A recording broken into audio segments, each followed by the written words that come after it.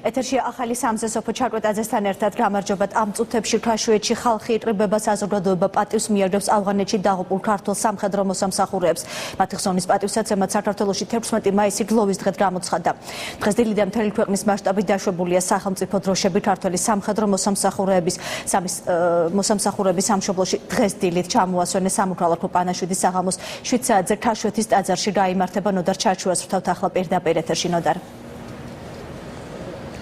დიახსოფო, როგორც ჩვენ უკვე აღნიშნე, აქ უკვე იწყებენ შეკრებას მოქალაქეები, რომლებსაც სურვილი აქვს პატივი მიაგონ ავღანეთში დაღუპულ ჯარისკაცებს. აქ უკვე არიან მოსული თავად დაღუპულების ოჯახის წევრები, ახლობლები, რაც შეეხება თავად ჯარისკაცებს, დაღუპულ ჯარისკაცებს კი სულ რამდენიმე წუთში მოასვენებენ. სამოქალაქო პანაშვიდი დღეს აქ 7 საათისთვის დაიწყება და ყველა მოქალაქეს ექნება შესაძლებლობა პატივი მიაგონ ავღანეთში დაღუპულ ქართულ ჯარისკაცებს. სამოქალაქო პანაშვიდი მის რიტუალმა წესაგებელს გადაიწია სახამოსკენ. სამოქალაქო პანაშვიდი დაიწყება 5-დან 7 საათამდე გაგრძელდება. 7 საათის შემდეგ ცხადებს გადაასვენებენ საკუთარ ოჯახებში, გორში, სამტრედიაში და წალენჯიხში. ძალიან კარგი ბიჭი იყო, წყნარი, შვიდი. უყვარდა ძალიან თავის სამშობლო. სამშობლოს გულისთვის გააკეთა ეს ყველაფერი. ჯარისკაცები დღეს დილით თბილისის საერთაშორისო აეროპორტში ამერიკული სამხედრო ხომალდით ჩამოიყვანეს. დახვედრის ცერემონიალს თავად ესწრებოდა თავდაცვის მინისტრი ირაკლი ალასანია, ასევე ამერიკის ელჩის მოვალეობის შემსრულებელი და ამერიკის საელჩოს სამხედრო ატაშე, ასევე ნატოს სამოკავშირეო ოფისის ხელმძღვანელი. როგორც მათ აღნიშნეს, ეს საკმაოდ მნიშვნელოვანი, საკმაოდ სამწუხარო ამბავი, თუმცა საქართველოს კიდევ ერთხელ დიდი მადლობა გადაუხადეს ამ მნიშვნელოვანი საქმისთვის, რომელიც ქართველ ჯარისკაცებს და კონკრეტულად ამ დაღუპულმა ჯარისკაცებმა შეიტანეს ISAF-ის მისიაში. საქართველოში გვაქვს ძალიან მძიმე დღე. 3 მებრძოლი, 3 გმირი ვაჟკაცი გამოაქვთ ჩვენ შეიარაღებული ძალების რიგებს. სერჟანტი ზვიად დავითაძე, კაპრალი ალექსანდრე კვიტინაძე და კაპრალი ვლადიმერ შანავა. ეს ჩვენთვის ძალიან დიდი დანაკლისია, უდიდესი დანაკლისია მინდა ვთქვა და მაგრამ ჩვენ ამაყები ვართ, რომ ამ ტყივილს ჩვენთან შეიარაღებულ ძალებთან ერთად იზიარებს მთელი საქართველო. აქ ვართ, რომ პატივი მივაგოთ დაღუპულ ქართველ ჯარისკაცებს, რომლებმაც თავი გაწირეს არა მარტო საქართველოს უსაფრთხოებისთვის, არამედ ნატოს ალიანსისა და მთელი მსოფლიოსთვის. ჩვენთვის დიდი პატივია, რომ პატივი მივაგოთ ამ ჯარისკაცებს. ტყივილი და სიამაყე, ეს არის ის განცდა, რომლითაც დღეს აქ მოქალაქეები მოდიან და სამძიმარს უცხადებენ როგორც დაღუპულების ოჯახს, ასევე უსამძიმრებენ სრულიად საქართველოს ვინაიდან, როგორც ისინი აღნიშნავენ, ეს ადამიანები დაღუპული 3 ჯარისკაცი იყვნენ საქართველოს გმირები და საქართველოს ტყივა და ეამაყება ამ ადამიანების გამო. დღევანდელ დღეს გლოვის დღეა გამოცხადებული მთელს ქვეყანაში, ყველა სახელმწიფო უწყების შენობაზე დაშვებულია სახელმწიფო დროშა. მადლობა ნოდარ. დაღუპული სამხედრო მოსამსახურეების ჩამოსვენებამდე ცოტა ხნით ადრე თავდაცვის მინისტრი ვაზიანი სამხედრო ბაზას ეწვია. სწორედ ამ ბაზაზე მსახურობდა 42 ბატალიონი ბაზიანში, ისევე როგორც ყველა სამხედრო ბაზაზე საქართველოს სახელმწიფო დროშები დაშვებულია. ვაზიანი სამხედრო ბაზიდან თავდაცვის მინისტრი პირდაპირ თბილისის საერთაშორისო აეროპორტში გაემგზავრა.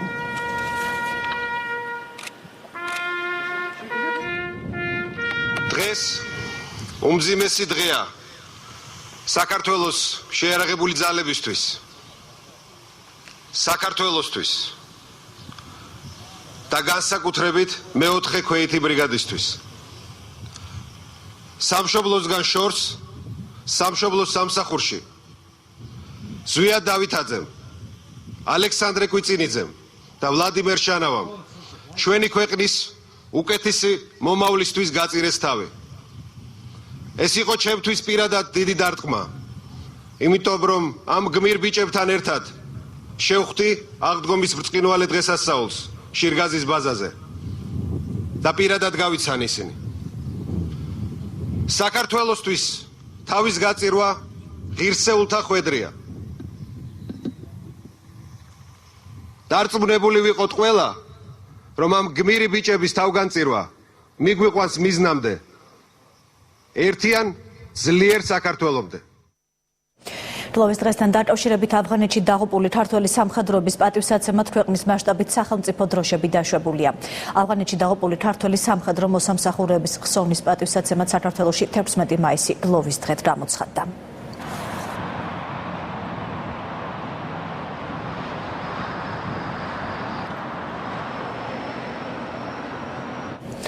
გლოვის ნიშნად საქართველოს სახელმწიფო დროშები დაეშვა მთელი მსოფლიოს მასშტაბით არსებულ დიპლომატიურ წარმომადგენლობებში სტრასბურგში დროშა პირადად დაუშვა საქართველოს საგარეო საქმეთა მინისტრმა მაია ფანჯიტიძემ.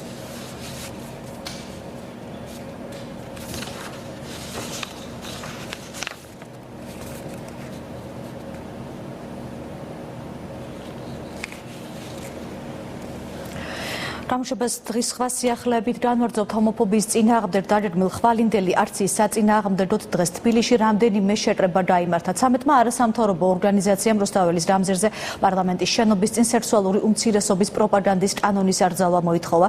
კანცელარიაში მორწმუნეთა ჯგუფმა შეიტანა წერილი პრემიერ-მინისტრის სახელზე, საპატრიარქო მხრიდან ცხადება გაავრცელა. კათოლიკოს პატრიარქი მერიას მიმართავს გააუქმოს გაცემული ნებართვა ხვალინდელ აქციაზე. თამარ მახარაშვილი განარწობს თემას პირდაპირ ეთერში. თამარ ისმით. მართლმადიდებელ მორწმუნეთა ჯგუფმა სწორედ ამ წუთებში დატოვა კანცელარიის შენობა, მათ პრემიერ-მინისტრს მიმართ ეს მის სახელზე წერილი დატოვეს კანცელარიის მისაღებში. ისინი ბიძინა ივანიშვილის პასუხისმგებლობას აკისრებენ ხვალინდელ აქციაზე და დაუყოვნებლივ რეაგირებას თხოვენ. ასევე ხელისუფლებას მიმართა 13-მა არასამთავრობო ორგანიზაციამ მათ მოითხოვეს სექსუალური უმცირესობების აქციების და პროპაგანდის კანონით აკრძალვა. ისინი აცხადებენ, რომ აქციები მსგავსი აქციები ერის ზნეობას ლახავს და უმრავლესობის უფლებებს არღვევს. ეს არის აგრესიული პროპაგანდა. ეს საზღვარგარეთული პრაქტიკაც მსგავსი ღონისძიებების ჩატარებისა ამაზე მეტყველებს ძალიან ცხადად. გარდა ამისა, ჩვენი ზნეობა, ჩვენი რელიგია, რომელიც უმრავლესობას წარმოადგენს ქვეყანაში, კრძალავს მსგავსი ტიპის ღონისძიებების პროპაგანდას და ეს არის მოსახლეობის სასტიკი შეურაცხყოფა. ხვალ 12 არასამთავრობო ორგანიზაციის წარმომადგენლები და მათი მხარდამჭერები ვიკრიბებით დილის 9 საათიდან ამ პარლამენტის ყოფილი შენობის წინ და ვითხოვთ ვატარებთ აქციას, რომ მოუთხოვოთ ხელისუფლებას, რომ შემუშავდეს შესაბამისი კანონპროექტი და საკანონმდებლო დონეზე აიკრძალოს გაუკუღმართებულ სექსუალურ ურთიერთობათა პროპაგანდა, აგიტაცია, რეკლამირება, ტირაჟირება. სასტუმრო რედისონში 1 საათში დაიწყებენ მსჯელობას ხვალინდელი აქციის ორგანიზატორები სექსუალური უმცირესობის თემატიკაზე. ჩვენ მათ პოზიციას შემდგომ გამოშვებებში შემოგთავაზებთ. მადლობა თამარ მახარაშვილი საუბრობდა პირდაპირ ეთერში. პარლამენტი არ გაითვალისწინებს პრეზიდენტის შენიშვნებს საკონსტიტუციო სასამართლოებთან დაკავშირებულ საკითხებზე. პრეზიდენტის მიერ ვეტო დადებულ კანონპროექტზე პარალელურად იმშელეს პარლამენტის იურიდიულ და ადამიანის უფლებათა დაცვის კომიტეტებში უმრავლესობა საკონსტიტუციო სამართალწარმოების არსებულ ვადებში მათი გადაწყვეტილებების შეფერხების საფრთხეს ხედავს. თავის მხრივ საპარლამენტო უმცირესობა აცხადებს, რომ საკონსტიტუციო სასამართლოში საქმის განხილვის ვადების შემცირება სასამართლო საქმიანობაში ჩარევაზე მიუთითებს, რითაც ხელისუფლება ცდილობს ხელში ჩაირდოს სასამართლო სისტემა. საბოლოოდ უმრავლესობა მიხეილ სააკაშვილის შეთავაზების გაზიარებას არ აპირებს და ვეტოს დაძლევისთვის ემზადება. უმრავლესობა თვითონ ადასტურებს, რომ ეს გადაწყვეტილება მოტივირებული არის მხოლოდ და მხოლოდ პოლიტიკური მიზნით, მათი მიზანი არის, მათ ჯერ ეშინიათ ოპოზიციის გუშინდელი დღეს დასახელდა მაგალითად და ის აქტივობა, რომელიც ნაციონალურ მოძრაობას ჰქონდა ოკუპირებული ტერიტორიების შესახებ კანონთან დაკავშირებით.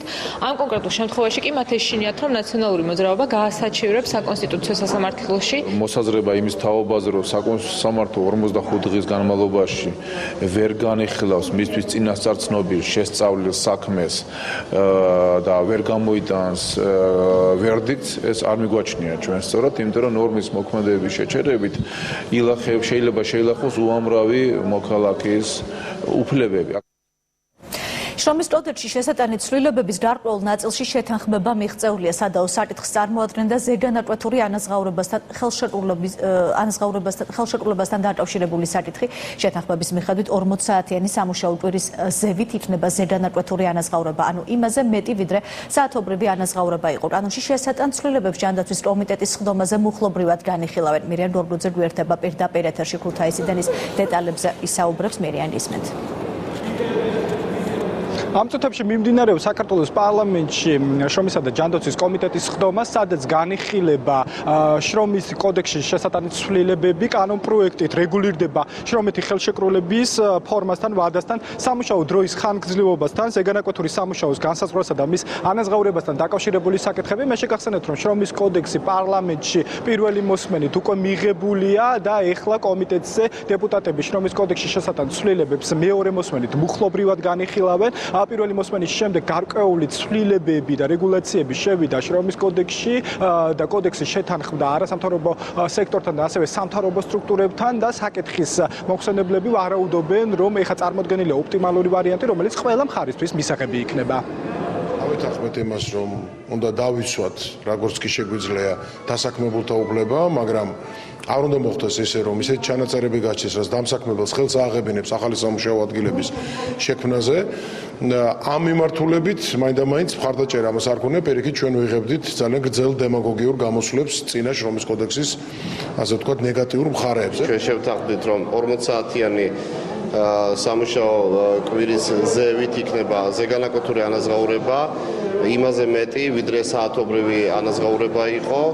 ასევე ვადიან ხელშეკრულებთან დაკავშირებით ჩვენ შემოგვაქვს წესი, რომ ერთწლიანი ხელშეკრულების შემდეგ კიდევ იქნება ან ერთი ან ორწლიანი ხელშეკრულება და ეს უკვე გადაიზრდება უვადო ხელშეკრულებაში. გარდა ამისა, პარლამენტში ასევე სხვა მნიშვნელოვანი შეხვედრებიც იმართება, მაგალითად, რამდენიმე წუთში დაიწყება შეხვედრა ნაციონალური მოძრაობის საპარლამენტო უმცირესობის წევრებისა და ფინანსთა მინისტრისა. შეხვედრის მთავარი თემა არის 2012 წლის ბიუჯეტის შესრულების წლიური ანგარიშის გაცნობა, როგორც საპარლამენტო უმცირესობის წარმომადგენლები ამბობენ, რადგანაც საუბარია 2012 წლის ბიუჯეტზე და შესაბამისად ამ ბიუჯეტის მთავარი ნაწილი სწორედ ნაციონალური მოძრაობის მიერ არის დაგეგმარებული, ამიტომ მასთან დაკავშირებით ზედმეტი კითხვები არ უჩნდებათ და ისინი კითხვებს უფრო 2013 წლის ბიუჯეტთან დაკავშირებით და მის პროგრამულ პრიორიტეტებთან დაკავშირებით დასვამენ. თავის მხრივ საქართველოს პარლამენტში უკვე მოვიდა საქართველოს ფინანსთა მინისტრი ნოდარ ხადური, რომელმაც განაცხადა და გამოთქვა მზადყოფნა, რომ დეპუტატების მიერ დასმულ ყველა კითხვას ამომწურავი პასუხი გასცეს. საუბარი შეეხება ძირითადად 2012 წლის ბიუჯეტს, რომელიც მოგეხსენებათ იყო ნაციონალური მოძრაობის ბიუჯეტი, ამიტომ იმ ბიუჯეტთან დაკავშირებით არც შემოსავლების ნაწილში, არც ხარჯების ნაწილში არანაირი პრობლემები არ არის და ამიტომ განხილვა უკვე იყო ამ ანგარიშის სხვადასხვა კომიტეტებზე. კითხვები ამასთან დაკავშირებით ნაკლებად გვექნება. თუ რამე კითხვები გვექნება, ძირითადად გვექნება წლევანდელ ეკონომიკის მდგომარეობაზე, მათ შორის მდგომარეობა შემოსავლების თვალსაზრისით. მოვისმენ მათ კითხვებს და ყველა კითხვას გავცემ ამომწურავ პასუხს. მზად ვართ ჩვენ იმისათვის, რათა სრული სურათი წარმოვადგინოთ, თუ რა ხდებოდა 2012 წელს, რა წინაპირობები იყო 2013 წელს და რა ხდება ახლა დღეს საქართველოს ეკონომიკაში. იქნება კომიტეტის ხდომა შემაჯამებელი, სადაც ჩვენ ასევე წარმოვადგენთ ინფორმაციას 2012 წლის ბიუჯეტის შესრულების შესახებ და იმ ტენდენციებს, რომელიც არის საქართველოს ეკონომიკაში. მსგავსი ტიპის შეხვედრა ოდნავ მოგვიანებით საპარლამენტო უმრავლესობასთანაც გაიმართება. ასევე მე შეგახსენებთ, რომ დღესვე 6 საათზე დანიშნულია საგაზაფხულო პლენარული სესიის ჩატარება და პლენარულ სესიაზე მთავარი განსახილველი საკითხი ოკუპირებული ტერიტორიების შესახებ კანონში შესატანი ცვლილებები იქნება. მირიან გორბოძე გვერდებოდა ქუთაისიდან პირდაპირ ეთერში. თუ ისი სასაფლაოზე ცოტა ხნის წინ დაკრძალეს ლოპოტას ხეობაში ჩატარებული სპეცოპერაციისას ლიკვიდირებული ის პირები, რომელთაც ხედრებსაც ერთსულმაცია ჩაუდარდა. სამი პირის სალამ ზაურბეკოვის, ასლან მარგოშვილისა და ბაჰაუდინ ბაღაკაშვილის ხედრებს ექსპერტიზა ჩაუტარდა. პარალელურად სპეცოპერაციისას ლიკვიდირებული კიდევ 4 ადამიანის, მუსა ადუევის, ხაშივ ჯაბრაელის, დუშუევ დუკვახასა და ბაჰაუდინ ალდამოვის ხედრებსაც ექსჰუმაცია ჩაუტარდა. აღნიშნულ პროცესს უშუალოდ ადგილზე ადევნებდა თვალყურს. დაღუპულთა მშობლების მიერ სახალხო დამცველი შუამდრომლობით დანიშნული დამოუკიდებელი ექსპერტი რუსუდან ბერუაშვილი. ექსპერტის განცხადებით მართალია ექსჰუმაცია გარდაცვალებიდან 8 თვის შემდეგ მოხდა, თუმცა კონკრეტული დეტალების დარღვევა მაინც შესაძლებელია. ჯერჯერობით უცნობია, როდის იქნება ექსპერტიზის საბოლოო დასკვნა. სამწუხაროდ გვამების ექსპერტიზაში ცოტა მოგვიანებით ჩავერთე, თუმცა დავესწარი ბოლო გვამის, ერთ-ერთი გვამის ექსპერტიზას თავიდან ბოლომდე. დანარჩენი გვამებიც ჩემი თვალით ნახე, შემიძლია დავადასტურო, რომ ისინიც გამოკვლეულია დეტალურად. გარდა ამისა, აღებული მასალა არსებობს, რომლის გამოკვლევაც გრძელდება ლაბორატორიებში და ექსპერტიზის დასკვნა დადებს ყველა ამ გამოკვლევის შედეგს. მაინტერესებს შეიძლება თუ არა გადარჩენა ჭრილობის მიღების შემდეგ თავისუფლად სამედიცინო დახმარება გაეწიათ. დანარჩენი კიდე ფაქტიურად შეიძლება ითქვას, რომ ცნობილია ექსპერტები. ცხინვალის ციხიდან საქართველოს კიდევ ორი მოქალაქე გათავისუფლდა. ისინი შინაგან საქმეთა სამინისტროს საინფორმაციო ანალიტიკური დეპარტამენტის და საქართველოში ევროკავშირის მონიტორინგის მისიის წარმომადგენლების ჩარევის მეშვეობით გაათავისუფლეს. გორის რაიონის სოფელ ბერშუეთში მცხოვრები ხვიჩა ლურჯიძე 3 მაისს, კასპიის რაიონის სოფელ საკორინთლოში მცხოვრები ვასილ სალამაშვილი 1 მაისს რუსმა სამხედროებმა ერწოდებული ადმინისტრაციული საზღვრის უკანონო კვეთის ბრალდებით აიყვანეს. ოკუპირებულ აფხაზეთში გალის რაიონის სოფელ ქვემო ბარღებში გუშინ მომხდარი შეერაღებული ინციდენტის შედეგად დაჭრილ ბეჟან ლემონჯავას გადაუდებელი ოპერაცია გალის საავადმყოფოში ჩაუტარდა. მისი მდგომარეობა დამაკმაყოფილებელია. ინციდენტი ლემონჯავასა და ქვემო ბარღების გამგებელს შორის გუშინ 3 საათისთვის მოხდა. წინასწარი ინფორმაციით საქმე საერთო ფინანსურ ინტერესებს ეხება. ლემონჯავასთან ერთად მყოფი ფირუზ მიქავა გალის პოლიციის იზოლატორშია მოთავსებული. თავად გამგებლის შესახებ ინფორმაცია არ ვრცელდება. ოკუპირებულ ტერიტორიაზე მომხდარი ინციდენტის შესახებ ინფორმაციას აფხაზეთის მთავრობის სამეგრელოს წარმომადგენლობაში ავრცელებენ. დაჭრილია ლემონჯავა ამიჩბას მიერ და გადაყვანილია გალის რაიონულ საავადმყოფოში, რომელსაც ჩაუტარდა სასწრაფო ოპერაცია და დღეს მისი მდგომარეობა დამაკმაყოფილებელია. ლემონჯავასთან ერთად იმყოფებოდა იქაური მკვიდრი ფირუზ მიქავა, ისიც აყვანილია პოლიციის მიერ და იმყოფება გალის რაიონულ ადმინისტრაციაში. ლეიბორისტული პარტიის ერთ-ერთი ლიდერი გიორგი გუგავა ხელისუფლების მიერ აფხაზეთისა და ერწოდებული სამხრეთ ოსეთის დამოუკიდებლობის აღიარების საფრთხეზე საუბრობს. გუგავა აცხადებს, რომ პრემიერ-მინისტრი ბიძინა ივანიშვილი აფხაზეთისა და ცხინვალის რეგიონების დამოუკიდებლობის აღიარებას აპირებს. ლეიბორისტული პარტია საქართველოს მოსახლეობას მოუწოდებს არ დაუშვას საქართველოს საბოლოო დაშლა და საპრეზიდენტო არჩევნებში ქართული ოცნების კანდიდატს მხარი არ დაუჭირონ. შევარდნაძე სააკაშვილის იდეურ პოლიტიკური მემკვიდრე ივანიშვილი აგრძელებს წინამორბედების მიერ დაწყებულ ქვეყნის დაშლის მოღალატეობრივი გეგმის განხორციელებას და საპრეზიდენტო არჩევნების შემდეგ აპირებს აფხაზეთისა და ეგრეთ წოდებული სამხრეთ ოსეთის დამოუკიდებლობის აღიარებას. დარწმუნებული ვართ, ქართველი ხალხი არ დაუშვებს საქართველოს დაშლის საბოლოო გაფორმებას და საპრეზიდენტო არჩევნებზე საკადრის პასუხს გასცემს ანტისახელმწიფოებრივ ოლიგარქიულ ხელისუფლებას. თბილისის საკრებულოს ინტერფრაქციული ჯგუფის წევრები თბილისის საქალაქო სამსახურის წარმომადგენლებთან შეხვედრებს განაგრძობენ. შეხვედრაზე განიხილება საქალაქო სამსახურების ბოლო წლების განმავლობაში გაწეული სამუშაოები. ინტერფრაქციულ ჯგუფში საკრებულოს 5 ოპოზიციური ფრაქციის წევრები შედიან. დიანო ოსიყმაშვილი ადევნებს თვალყურს ამ შეხვედრას, მას ახლა პირდაპირ ეთერში ჩავთავთ. დიანო, გისმენთ. საკრებულოს ინტერფრაქციული ჯგუფის წარმომადგენლები უკვე შეხვდნენ რამდენიმე საქალაქო სამსახურის წარმომადგენლებს, მათ შორის იყო ზედამხედველობის სამსახური, რომლის წარმომადგენლებმაც თავმჯდომარემ თავის სიტყვის გამოსვლის დროს ახალი ინიციატივა გააჟღერა ჯარიმების ამნისტიასთან დაკავშირებით. დღევანდელი შეხვედრიდან გარკვევა ისიც, რომ ორგანიზაცია უკვე შესულია საქართველოს პარლამენტში შესაბამისი ინიციატივით და რამდენიმე დღეში მოხდება ამ ინიციატივის განხილვა. თვითონ ამნისტიის თემა შეეხება მშენებლობების თემას, კერძოდ თუ მშენებლობის დროს დაფიქსირდა გარკვეული დარღვევა, რომელზეც შესაბამისი ჯარიმა გამოიწერა და ეს დარღვევა ამ დროისთვის უკვე აღმოფხვრილია, პირი გათავისუფლდეს ამ ჯარიმისგან. რაც შეეხება საკრებულოს წევრებს, მათ მოიწონეს აღნიშნული ინიციატივა და განაცხადეს, რომ თუ საქართველოს პარლამენტი მიიღებს ამ ინიციატივას, ისინი აუცილებლად დაეხმარებიან ზედამხედველობის სამსახურს მის განხორციელებაში. ის პროექტი, რომელიც ჩვენგან არის ინიციირებული, შეეხება ყველა იმ მშენებლობას, რომელიც დასრულებული არის, თუმცა დარღვევების გამო არ არის ექსპლუატაციაში მიღებული და ეს პროექტი, რომელიც ინიციირებულია, გულისხმობს თავის თავში ჯარიმის გარეშე მოხდეს მათი ექსპლუატაციაში მიღება. რაც ვფიქრობ, იქნება როგორც ფინანსური წინააღმდეგობის მშენებლობისათვის, აგრეთვე იქნება პროცედურული მაქსიმალური შემსრულება, რომელიც დღეს კიდევ არსებობს. ჩვენ ამას მივესალმებით და აქვე ვაცხადეთ, რომ საკრებულოს ინტერფრაქციული ჯგუფიც ბუნებრივი ამ პროცესში ჩავერთვებით, რომ ეს ინიციატივა მაქსიმალურად სწრაფად განხორციელდეს, ხორცი შეისხას და შესაბამისად ამ ადამიანებისთვის გარკვეულწილად სერიოზული შვება იქნება. ინტერფრაქციული ჯგუფის წარმომადგენლები ასევე შეხვდნენ თბილისის ბაღების სააგენტოს თავმჯდომარესაც, რომელმაც თავის სიტყვის გამოსვლის დროს დეტალურად გააცნო ისინი ფუნქციები და მოვალეობები, რასაც მისი სააგენტო ახორციელებს. თუმცა დღევანდელ შეხვედრაზე ასევე აღსანიშნავია ერთი მოსაზრება, რომელიც თბილისის საკრებულოს ოპოზიციური ფრაქციის ერთ-ერთმა წევრმა ზაზა გაბუნიამ გააჟღერა, კერძოდ ამ სააგენტოს გაუქმებასთან დაკავშირებით. ამის მიზეზად მან რამდენიმე მიზეზი დაასახელა, ხოლო ერთ-ერთი იყო პოლიტიკური ანგაჟირებულობა.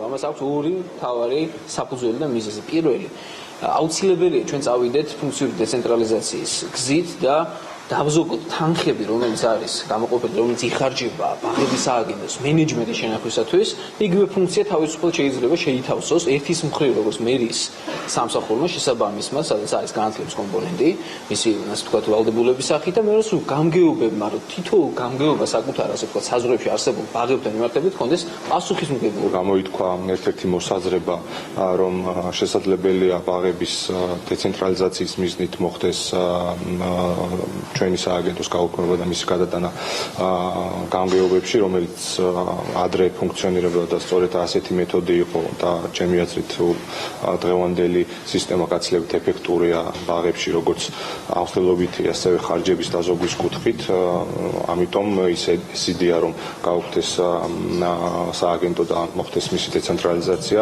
არ გამოიწვევს არც ხარჯების შემცირება. ინტერფრაქციული ჯგუფის წარმომადგენლები ამ წუთებში არქიტექტურის სამსახურის წარმომადგენლებს ხვდებიან. დღევანდელი ეს შეხვედრები საერთოდ დაიწყო 8 მაისს და გაგრძელდება 21 მაისის ჩათვლით. სულ ინტერფრაქციული ჯგუფის წინაშე წარდგება 30-მდე საქალაქო სამსახურის წარმომადგენლები და ამის შემდეგ 22 მაისიდან დაიწყება თბილისის გამგეობის წარმომადგენლებთან შეხვედრა. დიდი მადლობა ჯენორინოვ სიხმაშვილი საუბრობდა პირდაპირ ეთერში. ინფრასტრუქტურის მინისტრი ტიტახეთშია დავით ნარმანია სტიქიის ზონის სოფლებს ათვალიერებს. მინისტრმა სოფელ ბარკურციხეში ხიზანიშვილების ოჯახი მოინახულა და ადგილზე გაეცნო რაიონში არსებულ მდგომარეობას.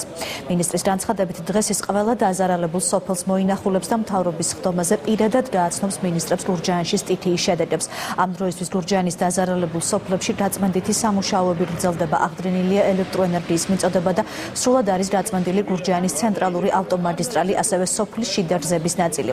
უკვე ცნობილია, რომ სიტყვამ 2000 ჰექტარი სავარგული გაანადგურა, ინფრასტრუქტურულმა ზარალმა კი 300,000 ლარს მიაღწია. მთლიანი საქმე დაზიანებულია.